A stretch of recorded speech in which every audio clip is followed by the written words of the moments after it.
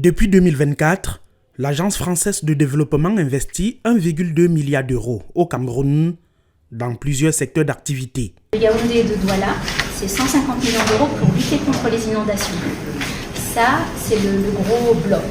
Et puis, il y a eu un financement pour l'entrepreneuriat en zone dans le septentrion et dans l'Est, qui est un accompagnement à un projet qui a été initié par le MINPEMESA, le ministère des PME, et le MINEPAT. Un investissement global de 787 milliards de francs CFA qui se poursuit en 2025 avec un accent sur l'axe Douala-Yaoundé. On est en train de préparer un projet de réhabilitation de la route nationale Yaoundé-Douala.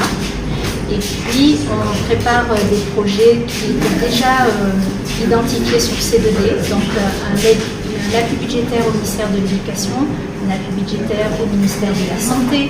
On prépare aussi un projet d'appui au MINDEVEL pour soutenir la décentralisation.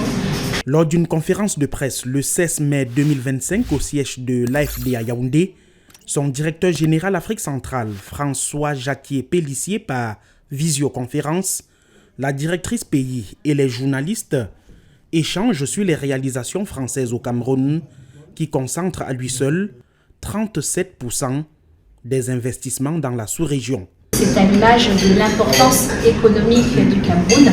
On sait que le Cameroun, c'est le moteur de l'Afrique centrale. C'est ce qui justifie, c'est un pays très important. C'est très important que le Cameroun se développe économiquement pour l'ensemble des pays. C'est-à-dire que le développement du Cameroun rayonne sur la région. Malgré les mutations politiques et le sentiment anti-français qui se développe de plus en plus, l'AFD, présente depuis plus de 50 ans, entend poursuivre ses missions d'accompagnement de l'État camerounais dans son processus de développement.